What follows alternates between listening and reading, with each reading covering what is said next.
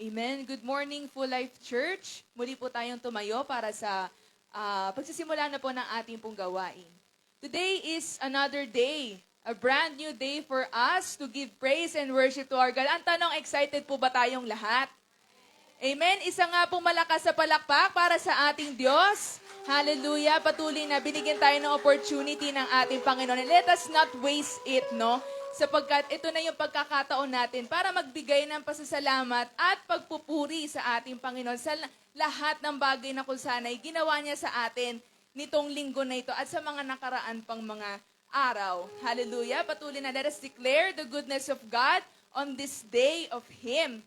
And at this point po, patuloy na, let us declare po ang ating pong ang names of God. So ako po ang sa names, then kayo po sa meaning.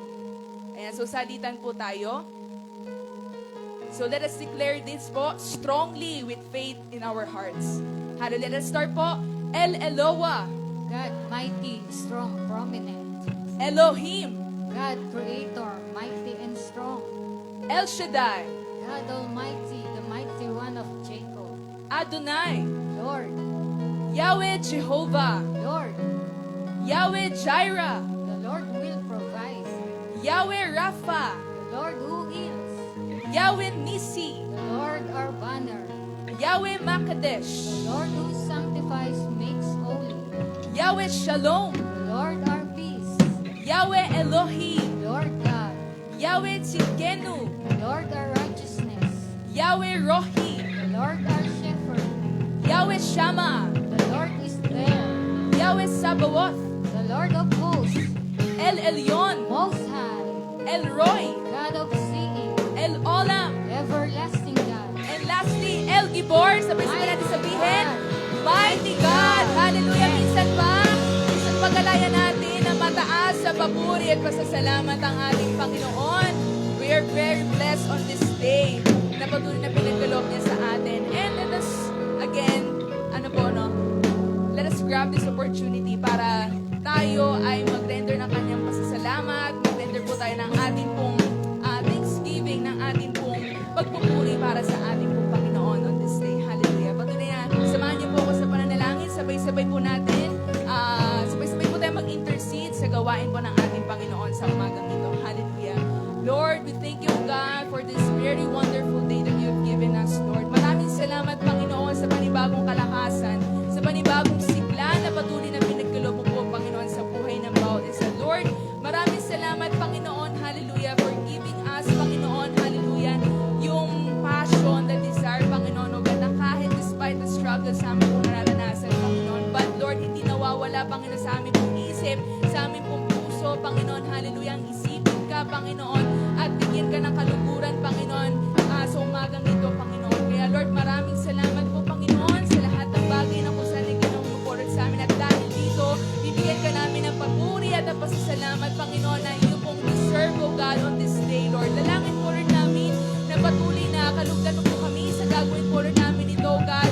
We pray for the anointing, O God, sa lahat po ng participants, O God, na tatayo sa unahang ito, Panginoon, sa lahat po ng aming musicians, O God, together with the song leader, Panginoon, and the backup singers, Panginoon, O God, na lahat kami, Panginoon, ay dalhin, Panginoon, sa ipong kalawalhatian, O God, sa pamamagitan ng mga awitin na kung sa naiaalay po rin namin sa iyo, O God, sapagkat nais po rin namin na yung aming pagkahandong, Panginoon, ay buhay, kalugod-lugod, Panginoon, sa iyo, O God. Yes, sanctify us, O Lord. Patuloy na alis po rin namin po mga kalumisan, Panginoon, na dulot ng gawa ng kasalanan, O God. Cleanse us, O God, O Lord, upang maging karapat-dapat kami nahaharap, Panginoon, sa iyo sa umagang ito, O God. Kaya, Lord, we give to you, Panginoon, lahat po ng mga bagay na ito, O God, ang pagpupuri, ang mga awit na kung sana'y dulot mo na aming pasasalamat, Panginoon, sa iyo. And Lord, hallelujah, Jesus, most especially, Panginoon, sa maghahayag po sa amin ng iyong salita, O God, na gagamitin niyo po sa umagang ito, na si Pastor Adel, nga Panginoon, patuloy na pinagpapasalamat na po namin ngayon ang kanyang pong buhay,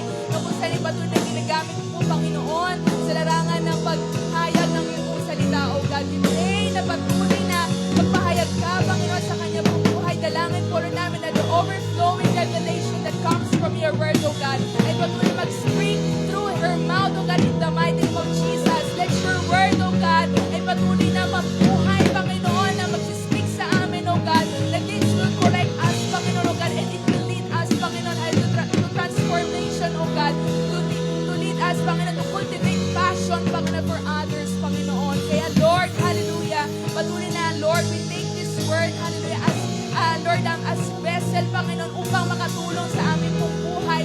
maglingkod, Panginoon sa iyo, sapagkat nais po rin namin ng lahat ng aming pong gagawin ay bawang nakalulugod lamang, Panginoon sa iyo. Nais po rin namin na aming pong gagawin ay maging best lamang po, Panginoon sa iyo, O God. Kaya Lord, hallelujah, pagpalain mo ang kanya pong buhay, kasama ng kanya pong family. Ngayon pa namin we declare blessings upon blessings sa kanya pong buhay in the mighty name of Jesus. And lahat po kami as congregation, Panginoon, may you continue to bless us, Lord, with your presence, Lord, with the anointing, hallelujah, that comes from you, Lord. We want your presence, Panginoon, ay patuloy na mamalagi, Panginoon, sa lugar na ito in the mighty name of Jesus. And we break every stronghold, O God, na kung saan, Panginoon, na nagpa-plan, Panginoon, para wasakin, Panginoon, ang gawain nito, maging ang lugar na ito, maging ang buhay ng bawat isa po sa amin, Lord. In the mighty name of Jesus, we break all these chains, O God, of the devil against us, O God, in the mighty name of Jesus. Patuloy na ikaw lamang magtagumpay, because your name is power, Lord, and your name, Panginoon, may kakanyanan, Panginoon, to break all these strongholds, O God, in the mighty name of Jesus.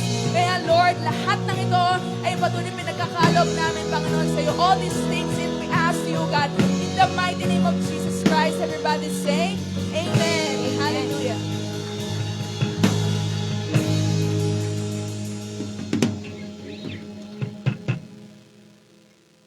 Amen. So, patuloy tayo na magpupuri sa ating Panginoon. Hallelujah po. Hey, hallelujah. Amen po ba? Amen. Amen. So, bigyan po natin ng malakas na palakpak ang ating Panginoon. Amen.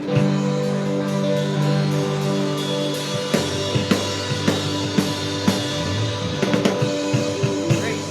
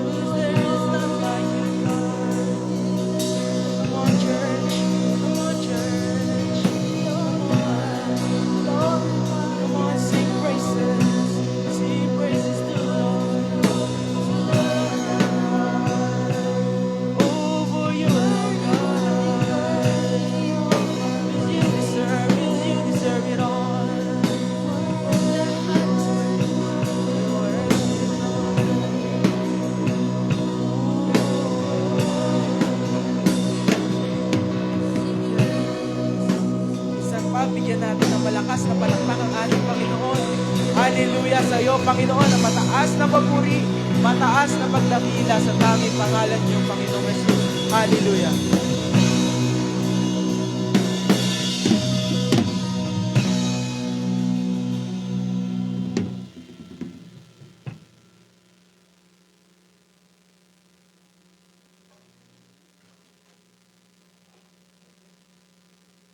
Full Life Community Center International Church announcement. Family altar, any day. Revival service every first Friday. Visiting Iglesia every second and fourth Wednesday. Corporate prayer meeting every third Wednesday. General family altar via Zoom every fifth Wednesday. Family day every first Sunday. Children Department Sunday School every Sunday. Women's Empowerment Service every second Sunday. Youth Empowerment Service every third Sunday. Couples Fellowship every fourth Sunday. Holy Ghost Night Worship every last Saturday. Project Haggai. To support what God is doing through Full Life, you may give through the Development Bank of the Philippines with the account name Full Life Community Center International. You may also reach us through the Full Life Community Center Facebook page. And so, kung na-prepare na po natin yung ating po mga tithes and offerings, so bago po natin to ihulog sa ating pong box, ay patuloy na ipanalangin po muna natin to sa ating pong Panginoon, sa ating pong Diyos sa buhay. Lord, hallelujah, we come to you, Panginoon, this morning, Lord. Nagpapasalamat po kami, Panginoon, sa lahat po, Lord, ng mga tithes and offering na hawak po, Lord, namin this morning. Lord, patuloy na pinagpapasalamat po, Lord, namin sapagkat ang lahat ng hawak po, Lord, namin ng mga kaloob na ito, God, ay bunga, Panginoon, ng iyong pong kabutihan sa patuloy na katapatan na pinapakita mo po, Lord, sa amin in our everyday lives, Lord. Kaya as a return, Panginoon, of our gratitude, Panginoon, sa iyo, O God, is, Lord, pinagkakalo po, Lord, namin sa iyo mga tithes and offering na ito. Makatulong po ito for the continuous expansion of your kingdom, Lord. Sapagkat naniniwala po kami, Panginoon, na you will continue, Panginoon, to provide, to nourish, Panginoon, to flourish, Panginoon, yung ministry na kung saan pinagkatiwala mo po, Panginoon, sa amin. And isa na dito, Panginoon, is yung aming po mga tithes and offering, Lord. Kaya, Lord, we declare blessings, Panginoon, sa lahat po, Lord, na magbibigay ng kanilang pong tithes and offering, Lord. Dalangin po namin, Lord, kung naman po, Lord, yung desires, Panginoon, buhay ng bawat isa, Lord, iyo po itong igagrant, O Lord. And may you continue to provide, Panginoon, lahat ng pangangailangan po nila physically, Panginoon, in all aspects of their lives, Lord. Maraming salamat po, Panginoong Jesus, patuloy na muli binabalik po namin sa iyo lahat ng papuri, pasasalamat sa tanging pangalan mo lamang, Panginoong Jesus.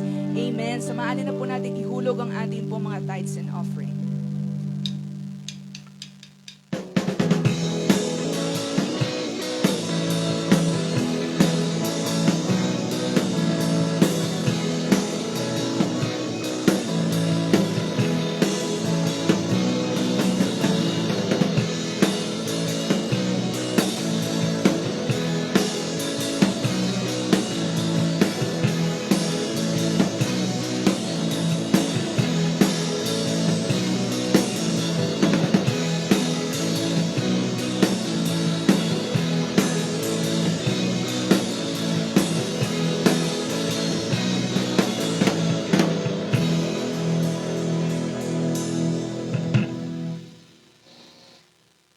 Amen. Hallelujah.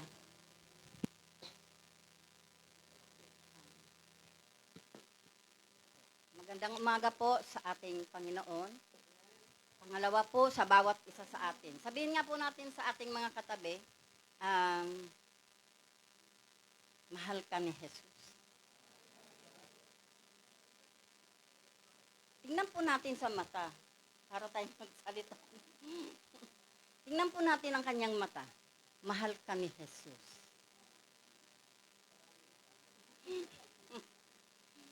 Amen. Hallelujah. Good morning po sa lahat. At samahan niyo po akong magbuklat ng ating mga Biblia sa aklat po ng Mateo. Matthew 4:4. Hallelujah. Sige po. Kung naandyan na po tayo po'y sama-sama pong pumikit at tayo po'y mananalangin. Amen. Hallelujah. We bless you, Father God.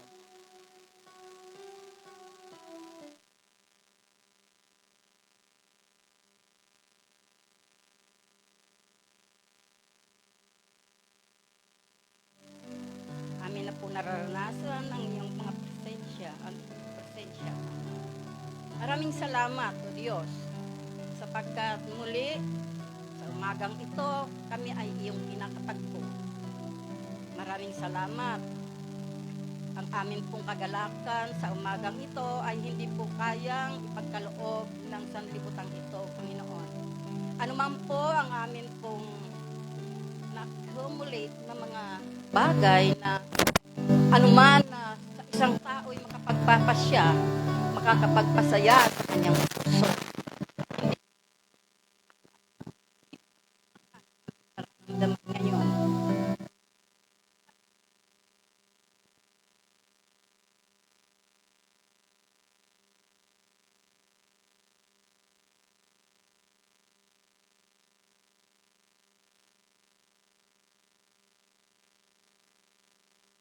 Puro Diyos, ng mga salita mong ito, Panginoon, ay pinagpala mo na po ito. Kaya naman, yung pagpapala ay amin pong makakamtan sa umagang ito.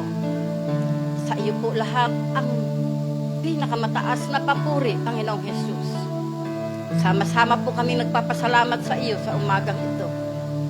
Binigyan mo kami, Panginoon, ng buhay, panibagong umaga upang ikaw muli ay aming sambahin sama-sama sa dakong lugar na ito. Salamat sa presensya mo, Panginoon. Ito po ang aming dalangin sa matamis na pangalan ng aming Panginoong Jesus, na aming Panginoon at tagapagligtas. Lahat po ng anak ng Diyos magsabi ng Amen. Hallelujah. Hallelujah. Tayo po ay nasa Sorhay pa din po. At ngayon po, may subtitle po tayo na God is our sufficiency. Ano po? Ang Diyos lang po ang ating kasapatan. Amen? Wala na pong iba, mga kapatid. Kahit anuman ang ating ito, siya pa rin po ang ating kapupunan. So, basahin po natin sama-sama sa inyo pong mga upuan, ang ating pong Matthew 4:4. Sabi po dito, sa English Standard Version, sabi po, man shall not live by bread alone, but by every word that comes from the mouth of God. Amen? Sabi po sa Tagalog, hindi lamang sa tinapay nabubuhay ang tao, kundi sa bawat salitang nagmumula sa bibig ng Diyos. Amen po ba? Hallelujah. At dito po sa Living Bible, meron po tayong mababasa, another version. Sabi po, but Jesus told him, no, for the scriptures tells us that bread won't feed men's souls. Obedience to every word of God is what we need. Amen po ba? Pagsunod. Kaya sabi po dito sa The Living Bible version, ang sabi ng ating Panginoon, no, for the scriptures tells us, ang mga salita ng Diyos na nasusulat sa Biblia ay nagsasabi na hindi sapat ang tinapay upang mapunuan ang kagutuman ng kaluluwa ng bawat tao. Amen? Kahit tayo kain ng kain. Di ba? Ilang beses po ba tayo kumakain sa isang araw? 5 times, minsan hindi lang. Di ba? Pag nakakalabas pa tayo, sige pa ang kain natin. Kaya nga malulusog tayo eh. Pero sabi po, this won't feed men's soul. Ang mas mahalaga po, yung kaluluwa. Amen. Na ang buong akala po ng tao, basta tayo po ay nabubusog na, okay na. Diba? Panatag na. Pag kayong busog na sa gabi, hindi na nga halos makatulog dahil baka bangungutin. Tama ba? Sobrang dami ng nakain. But that not won't feed men's souls. Sabi nga po, ng unang talata dito sa Matthew 4:4 sa ESV version, man shall not live by bread alone. Hindi tayo mabubuhay basta lang tinapay. But by every word that comes from the mouth of God. Ang sabi po dito, karugtong ng dito po sa Living Bible, ang sinasabi po dito ay obedience. Pagsunod. Ayaw po ng Panginoon ng pagsuway. Amen po ba? Naunawaan po natin yon. Ayaw niya ng pagsuway. Obedience to every word of God ang ating kailangan. What we need is word of God. Amen? Kaya, pahalagahan po natin ang word of God, ang salita ng Diyos. Dito po, ipinapaunawa ni Jesus na hindi sapat yung tinapay. Ang tinutukoy niya ay ang mga bagay na kinahuhumalingan ng tao na dahilan upang ang tao'y mapalayo sa Diyos sa paghahangad sa mga bagay o kayamanan sa mundong ito. Tama? Na hindi kayang pakainin ng sapat ang kaluluwa ng bawat isa sa atin. Ang sabi po, what we need is obedience to God. Nais iparating ng ating Panginoong Hesus, bilang mga nilikha niya na may espiritu, hindi lamang tayo nabubuhay para sa mga bagay sa mundong ito.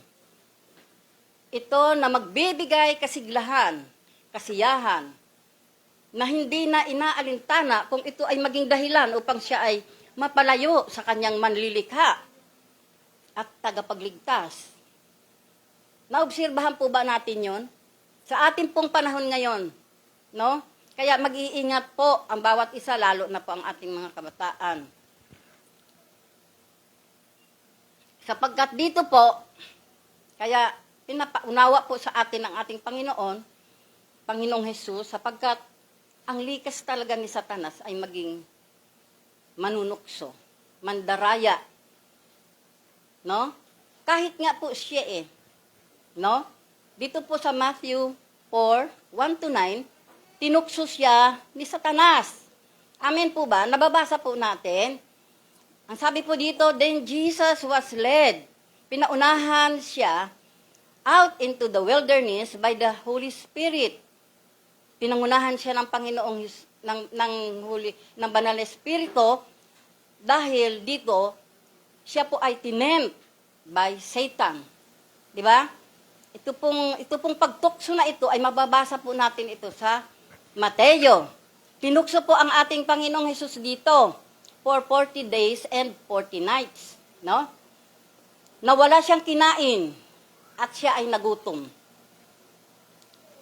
Bagamat siya ay Diyos, siya kasi ay nasa katawang tao. Amen? Kaya naman nagutom siya. Then Satan tempted him to get food by changing stones into loaves of bread. Sabi niya, gawin mong tinapay ang mga bato na yan. Alam niya, gutom na si Jesus. Ang sabi ni Satanas, yan, magaling kasi mandaya. It will prove you that you are Son of God. Kung magagawa mong tinapay ang mga bato na yan, patutunayan mo na talagang anak ka ng Diyos. Diba? Grabe talaga yan si Satanas, no? Ang sabi ng ating Panginoon, no. Jesus told him, no, for the scriptures tells us that bread won't feed men's souls. Amen. Obedience to every word of God is what we need. Akala ng kaaway ni Satanas na madadaya niya ang Panginoong Hesus. Kaya,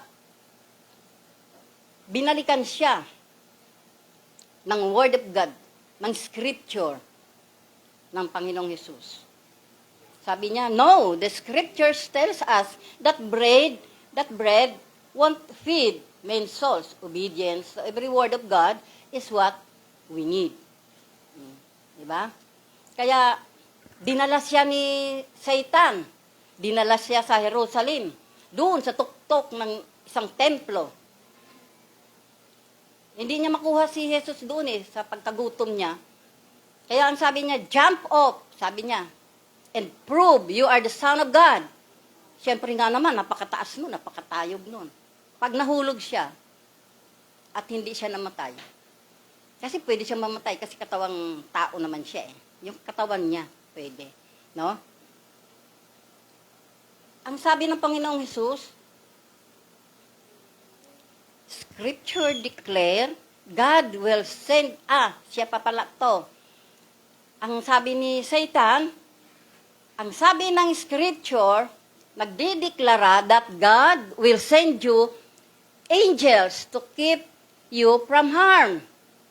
Padadalhan ka ng mga anghel para pagbagsak mo, hindi ka nandadaya nga kasi. So, sabi dito, they will prevent you from smashing on the rocks below. Hindi ka babagsak dun sa mga kabatuhan. No? Akala niya mahina si Jesus, no? So, Jesus retorted, it also says, not to put the Lord your God to a foolish test. No? Sabi po dito, kasi sa Tagalog po yun, yung retorted, ibig sabihin po, tanjii. Huwag mo kong gawing tanjii, sabi ni Jesus. No? It also says, not to put the Lord your God to a foolish test. Huwag mo akong tanjiin, tangahin. Di ba? Huwag mo akong lukuhin. Yung ganon. Huwag mo akong lukuhin. Kaya, mga kapatid, napakahalaga sa atin yung alam ang Word of God. Bakit po? Makikita po natin, ang bawat kilos po natin, makikita natin yung Word of God, pwede natin iakma doon sa mga pangyayari sa buhay natin. Amen? May mga nangyayari sa buhay natin na atin pong matutuklasan, ito pala yung sinasabi sa Biblia. No? Na wag ko palang gawin yun dahil hindi pala tama, magkakasala ako. So mahalaga, ang sabi nga po, ang sabi, if yung ano ang tawag dito? Yung ignorance of the Bible, ikapapahamak po natin. Pag wala po tayong alam sa salita ng Diyos, mapapahamak tayo. Kita ninyo, pati si Jesus, dinadaya ni Satanas. Akala niya, hindi niya alam kung ano ang mga scripture, no? Maaring alam niya, pero talagang dahil sa ang tao ay gutom, ganyan po ang ginagawa ni Satanas eh. Pag ang tao ay nakakaranas ng hirap sa buhay, ang daling madaya ng kaaway. Di ba po? Kaya nga maraming mga tao na napapariwara ang buhay. Bakit po? Ang daling mauto ni Satanas. Hoy, ikaw naman ay maganda yung anak mo. Ganito ang gawin mo para pagkapirahan mo. Ay, ito naman tatay or nanay, syempre nagugutom, naghihirap sa buhay. Sige na lang. Yung may pera ako, isusugal ko muna para dumoble. Di ba? Yung kagabing pinalabas, 500,000, 2 oras, ubos. Di ba? Kalahating milyon, ubos. Dahil nadaya siya, no? Na-addict siya sa sugal. So maraming tao ang napapahamak dahil sa mahinang reasoning. Nananaig yung fear. Nananaig yung takot sa buhay na magutom. Diba? Maraming tao ngayon. Kaya marami ang nakukulong. Kahit si Duterte nakulong, mabuti naman ang pinapagawa niya. Diba? Pinaghuhuli niya yung mga adik. Nakukulong. Ganon talaga ka-wicked ang isip ng tao. Para wag maging hadlang sa kanilang mga plano, alisin ang hadlang. Ganon ang tao. Yan ang mga maaring masasabi natin na dadaya ng kaaway. Kaya dito, sabi po, Satan took him to the peak of a very high mountain and showed him the nations of the world and all their glory. Dinala niya uli ang Panginoong Hesus doon sa mataas, sa pinakamataas na bundok. Tapos pinakita niya O, ayan o. Sabi niya, pinakita niya yung nations of the world and their glory. Ibibigay niya sa Panginoong Jesus. Talagang lahat ng pangdadaya. I'll give it to you, he said, if you will only kneel and worship me. Ayun. Bibigay niya kay Jesus. Yang nakikita mong yan, sabi niya, bibigay ko sa iyo yan. Basta lumuhod ka lang. I-worship mo lang ako. O, di ba? Ganun man daya ang kaaway. At dito, marami ding tao ang nadadaya. Hala, mag-ano ka na? Ang tawag dito, ganito lang trabaho ang gawin mo. Malaki ang kita niyan. Oh, sinasabi ko sa iyo, yung Diyos mo, hindi ka mabibigyan yan. Bibigay ko sa iyo lahat ang karangyaan sa buhay. Just kneel and worship me. Hala. Ano ang mapapala ng isang tao, ang sabi sa scripture, makamtan man niya ang lahat ng bagay dito sa mundo kung mapapahamak naman ang kanyang kaluluwa. Amen? Sabi dito it cannot feed man's souls. Yung mga bagay dito sa mundo, mga kapatid, ano lang yan? Maganda lang sa paningin yan. Kumbaga, oo nga, kailangan natin, syempre.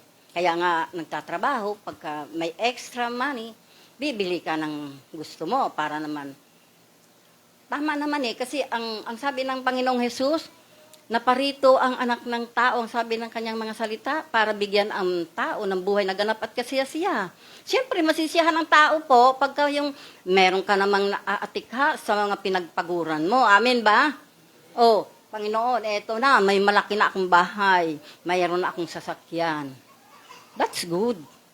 Mabuti yon. Kaya lang, wag po yon, mga blessing na yon ang maglayo sa atin sa presensya ng Panginoon. Amen ba? Ano lang yan kumbaga, yan lang, maibili mo lang kasi meron ka naman. Ang masama kung, oy, mahal, ay mangutang ka, bibili tayo ng malaking rep, pupunuin natin. Hindi maganda yun, hindi blessing yun. Di ba? Pag may extra, yun, bumili. Di ba? Danas na natin yun Na para magkaroon, kahit daanin natin sa pangungutang, walang masama kung kaya natin bayaran. Tama ba? Pero kung wala naman tayong ibabayad, okay lang. Okay lang na wala yun, hindi naman yun kakulangan. Di ba? Sabi ng, I'll give it to you if you will only kneel and worship me. Kaya wag po tayong pauuto sa kaaway, mga kapatid. Maraming mga tao sa ating kapanahunan para magkameron gumagawa ng masama. Pag nahuli, sasabihin, kasi po, wala kaming ganito, wala kaming ganyan. Pag mabuti, kung mabait-bait yung ginawaan mo ng hindi mabuti, kasi patatawarin ka. Pero kung hindi, kawawa ka. Tama po ba? So, dito, maging po tayo, maging wais, no? Maging wais po tayo. Huwag po tayong matakot or huwag po tayong mainggit. Asama po yun. Hindi po tayo makakarating sa kaharian ng Amang nasa langit. Bawal po doon ang inggitero. Bawal po doon ang sinungaling. Bawal doon ang... Mababasa po natin yun sa pahayag, mga kapatid. Kaya naman, kung atin pong susuriin, ang nais ng Diyos, yung mamuhay tayo ng may kapayapaan. May pagsunod sa kanyang mga salita, no? Kasi ang mga tao madalas madaya kasi walang alam sa salita ng Diyos. O kung may alam man, hindi ganon kalalim. Hindi niya alam kung ano yung kakahinatnan nun, kung siya ay susuway. Kaya mahalaga mga kapatid, yung mga ganitong pagtitipon na tayo po ay dumadalo para po na-enhance or natututo po tayo sa salita ng Diyos. Kasi pag nagbabasa lang po tayo, minsan nakakatulugan natin. Kagaya ko po noon, ako mahilig ako magbasa. Sabi nila, wide reader daw ako. Pero, ang binabasa ko lang, yung comics. Yeah. Kasi may mga drawing yun, di ba? Lalo na pag love story. Gustong gusto ko yun. Kasi nga, syempre, di ba? Nagdo-drawing pa nga ako, dinodrawing ko pa, dinadala ko pa doon sa bahay nung, yung author nung mga sa comics, dinadala ko pa doon. Ang kaso mo, hindi ako nakakapasok. Kasi, madaming aso. Yung asawa, medyo stricta. Ay, hindi nagpapaano yan. Hindi nagpapa-istorbo pag nagdo-drawing. Naku, nawala yung paano naman yun. Naggawa na nga ako ng kwento ng pag-ibig.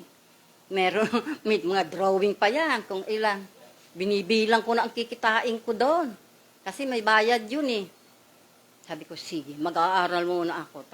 Doon banda sa may Ilocos. Mag-aaral ako para mayroon akong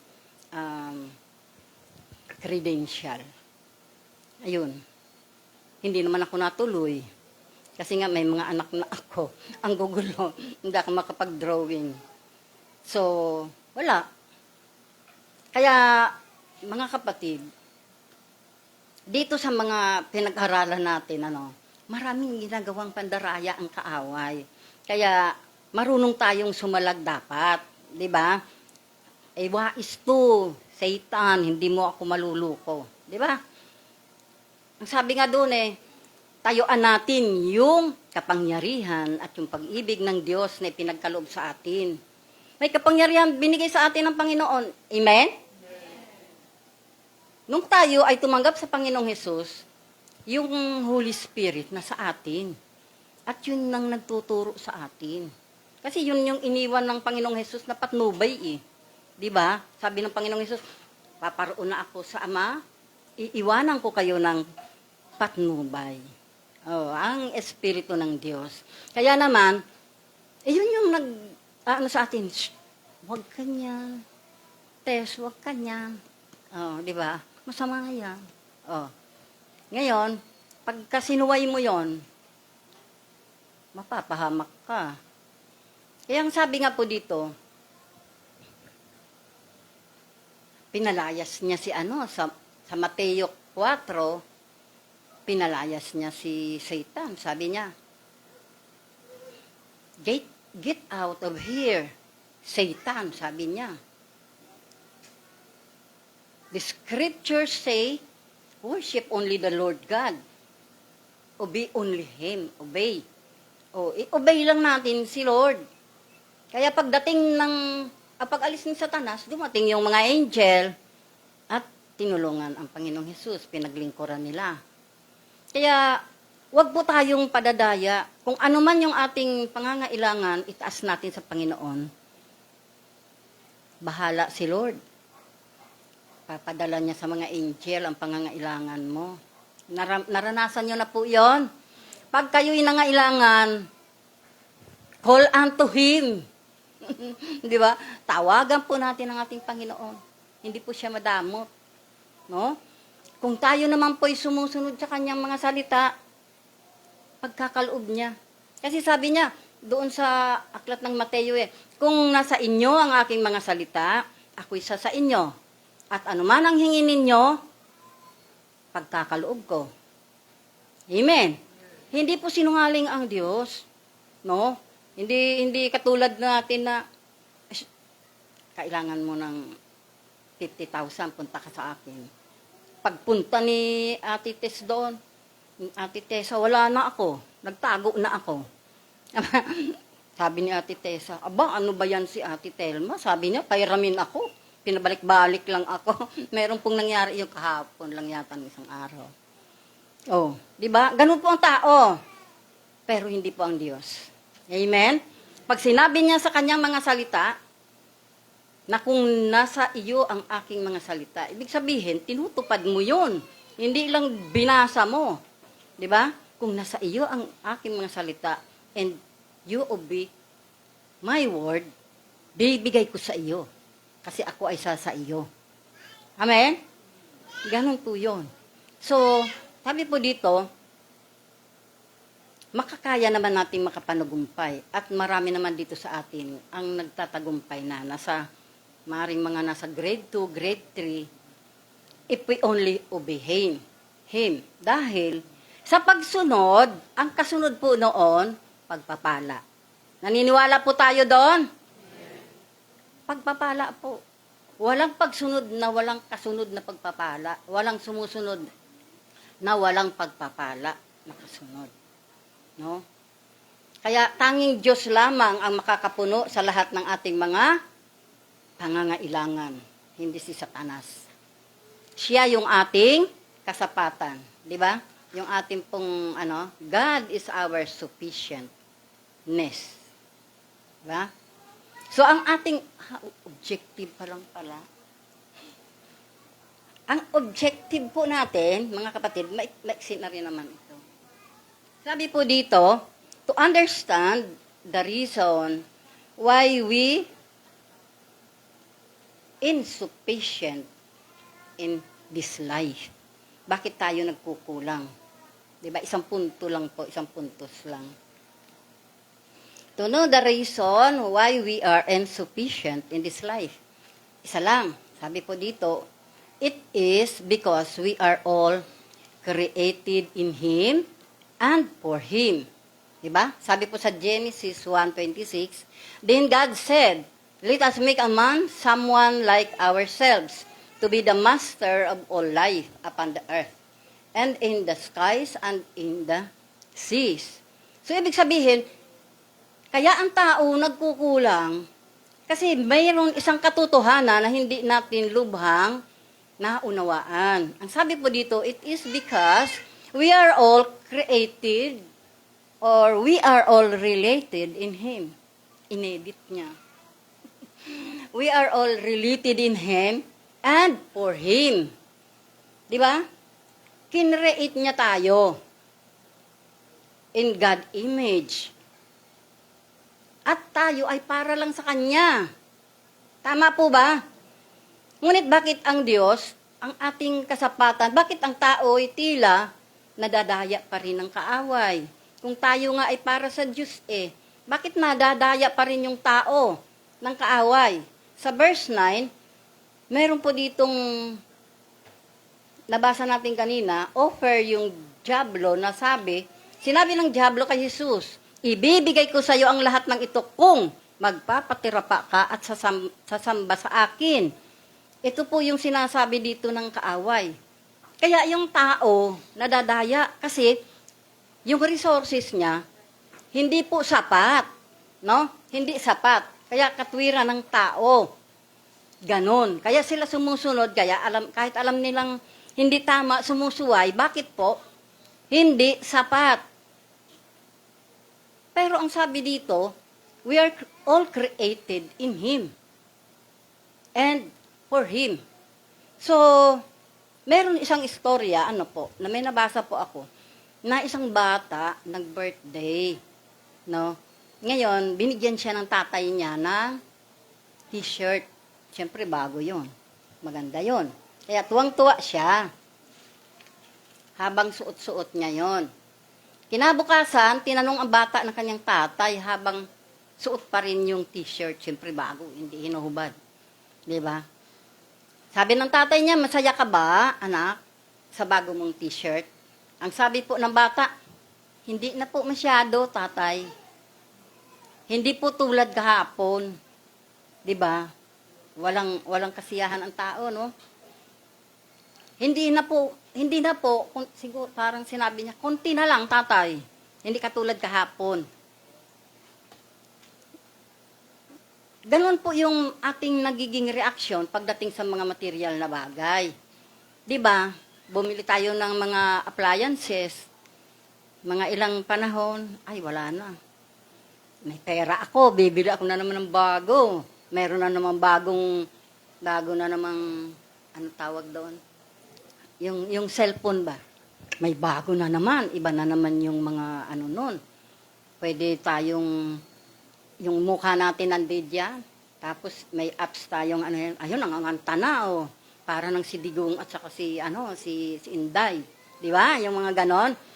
Ha, bibili ako, ano ko to, di-dispose ko na to. Ganun po, wala tayong ano, kasi nga meron po tayong pambili. Kaya kahit ang tao, maraming pag-aari, mayroon akong isang mansyon. Ha? Gusto ko maliit-liit. Kasi nahirapan ako mag-akit panaog. Bibili na naman ako. Pero kahit ganon, ang sabi po, hindi po ito yung makapagbibigay sa atin ng tunay na kaligayahan. Tama po ba? Danas po ba natin yon? Sabi po dito, kahit marami tayong pag-aari, maaari pa rin tayong maging malungkot. Diba? Malungkot pa rin. Parang sasawa na ako dyan sa mga gamit na yan. Gawin ko kaya, ilipat ko kaya itong higaan dito sa salas. At yung lamesa kaya, ilagay ko doon sa itaas para maiba naman atmosphere. Diba? Yung ganun tayo eh.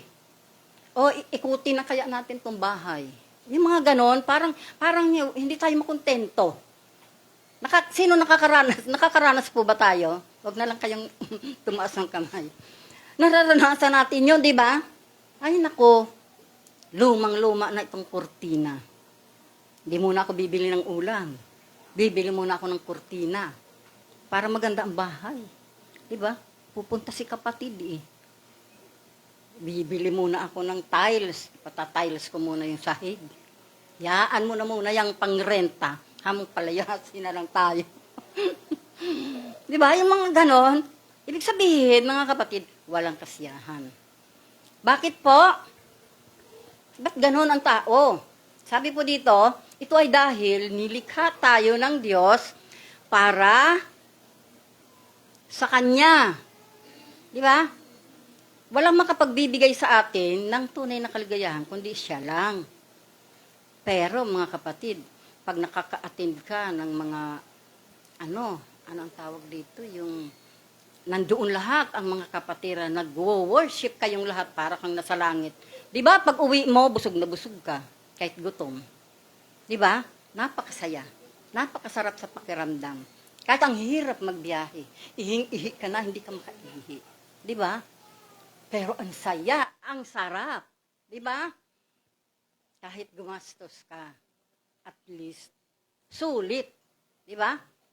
Pero yung, bibili ako ngayon ng ventilador kasi ang init o kaya ano ba yan? Aircon. Bukas makalawa, nasira. Bebenta mo sa magbubuti. Bibilhin lang sa'yo, 100. O, di ba? Sayang. So, ibig sabihin, walang makapagpapasaya sa tao kasi nilikha nga tayo ayon sa wangis niya. Amen? Ano ba ang likas ng Diyos? Mahiligin sa mga sa malamig, malamig na rin doon sa kanila. Di ba? Hindi ganun ang nais ng Panginoon. It cannot feed men's souls. Hindi yun sapat para yung ating mga kaluluwa ay magkaroon ng kasapatan, mga kapatid. Ang kasapatan natin sa piling ng Diyos, sa pagsunod sa kanyang mga salita. Amen?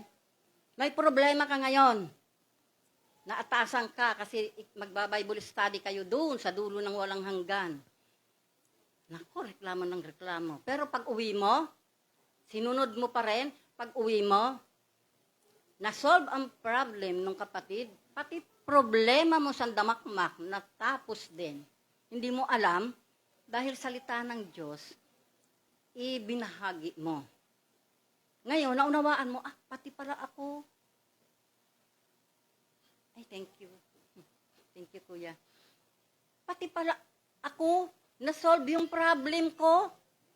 Oh, mararanasan niya po yon. Sabihin ni Pastor Ding, kayo po ay magparoon, meron po doong may sakit, panalangin niyo po para sa kagalingan. Pagdating mo doon, pinag-pray mo, kinabukasan nalaman mo namatay. Ano ang mararamdaman mo? Malungkot ka? malungkot dahil namatay. Pero, tandaan po natin, yung kaluluwa ng tao na ipinag-pray mo o pinatanggap mo man siya, magiging maligaya ka, masaya ka. Bakit po? Alam mo na bago yung loob niya. Hindi po yung sakit, kasi wala tayong doon.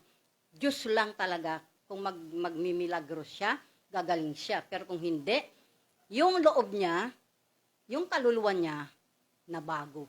Pinatanggap mo sa Panginoong Hesus, tinanggap niya. Walang taong mamamatay na hindi tatanggap sa Panginoong Hesus. Amen?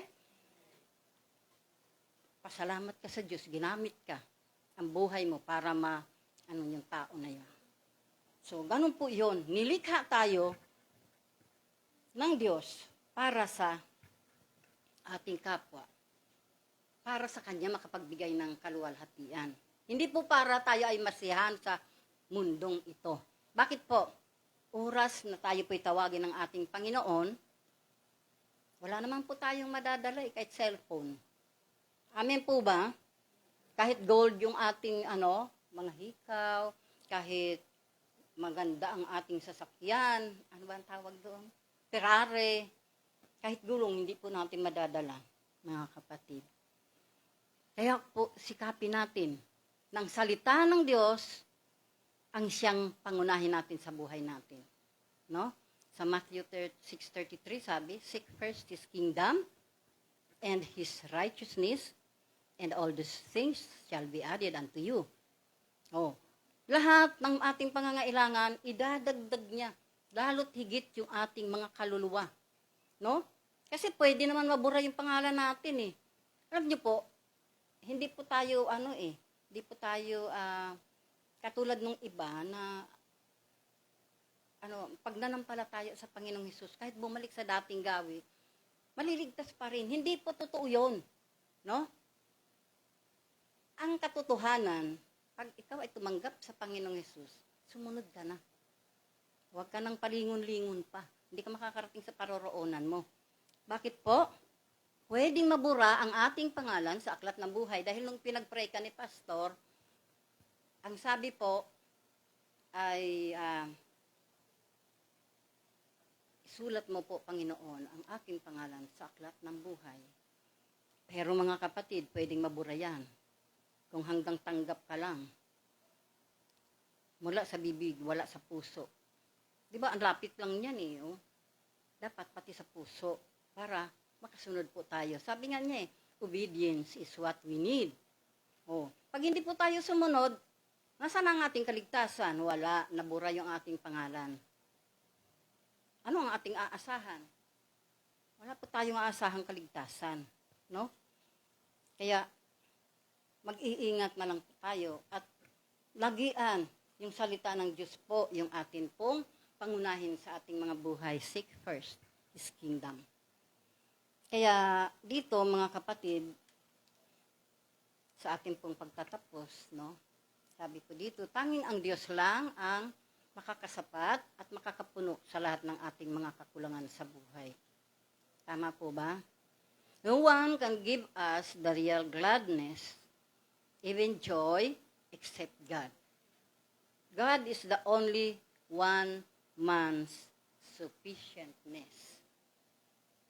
Amen? Wala pong ibang magbibigay ng tunay na kaligayahan. Kasi di ba po, pag ang tao matanda na, parang ako, o mas matanda pa sa akin, di ba? Walang kasiyahan eh. Nagpapasexy pa rin. Di ba? Bibili ako nun. Bagay sa akin yon. Bagay lang naman yun sa mga teenager. Feeling niya kasi teenager siya eh. Kasi po, nilikha tayo ng Diyos, kawangis niya eh. At nilikha tayo ng Diyos for eternity. Amen? Naniniwala kayo doon? Tayo po ay pangwalang hanggan, mga kapatid. Kaya naman, ang Diyos tumitingin sa puso, di ba? Ang sabi, sinungaling ang puso natin. Bakit po? Kasi marami tayo ditong iniimbak eh. May galit, may puot, may sama ng loob, kung ano-anong kasalanan. Pero kung si Jesus ang nasa gitna ng puso natin, no? Ayan. Ayan po ang maganda. Si Jesus dapat, no? Kasi nilikha tayo ni Jesus. Nilikha tayo ng Diyos Ama. Tama? Kaya dapat, siya yung nasa puso natin. Kaya, ang tao, pagka tumanda, feeling niya, bata pa siya. Ay, ang ilog, malapad. Ano, kaya ko yan. Kaya ko yan talunin para makalipat doon sa kabila. Tumalon, nahulog sa ilog. Ay, bakit? Matanda na eh. Mahina na ang tuhod, no, Kuya Lolon? Makakatawid ka pa, makakaluksok ka pa ba doon? Hindi na. Hindi na po, yan po yung realidad. Tayo po nasa katawang lupa. Ano po? Kaya, bagamat tayo ay nilikha ng Diyos for eternity, sa puso po yun. Ngayon, may mga edad na makikita natin, hindi man natin nilalait. Pero kasi ang feeling nila, bata pa sila. Totoo po naman yun eh. Bata pa. Eh kahit nga ako, kung hindi ko lang napipigil-pigilan sa sarili ko, di magagandang isusuot ko rin. Parang alanganin na nga lang sa akin kasi ang tanda ko na. Diba? Pero feeling mo talaga bata ka. Oo. Kaya meron kang makikita dyan. Sa mga kababayan namin, pinapanood ko, nagsasayawan sila. Kala mo mga matatanda na. Kala mo mga bata, mga naka-spaghetti, mga naka-body fit, yung mga talagang mga ano. Sabi ko sa kapatid ko, ba't ganyan ang mga suot nila? Yaan mo na ate, kasi sila, feeling nila, mga bata sila. O, di ba? Sino ba dito yung may edad? Mga bata ito eh. Si Ate Helen lang yung Tsaka ako pala. Yung ganun po ang mga matatanda. Kasi po, nilikha tayo ng Diyos for eternity. Hindi tayo nilikha na hanggang dito ka lang. Mansion, pag namatay ka, hanggang dito ka lang. Wala na. Na-perish ka na. Nakalimutan ka na. Di po. Pag tayo ay isang tunay na mananampalatayang sumasamba sa Panginoon, makakasama po natin ang ating Panginoon. Tandaan po natin. God is our sufficientness. Amen po ba? Kaya, magalak po tayo mga kapatid. Magalak po tayo sapagkat tayo po ay hindi mapapahamak kung tayo po ay mag-o-obey sa ating Panginoon. Kasi iyon ang sinasabi ng ating scripture, di ba? Sabi nga po, obedience to every word of God is what we need. Kaya pagsikapan po natin mga kapatid, na ang bawat salita ng Diyos, meron po tayong panghawakan. Ano po? Nang ako po yung bago-bago pa, ang pinanghawakan ko lang salita ng Diyos kasi medyo mahina na ang memorya ko. Ang aking pong pinanghawakan ay hindi kita iiwan, hindi kita pababayaan. No? At ginawa po yun ng Diyos.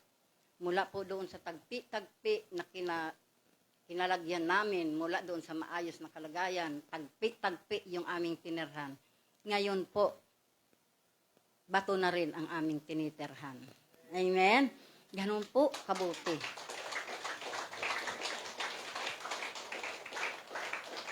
Kilala naman po ninyo ako eh. Diyan ako napatira sa Kilaparala.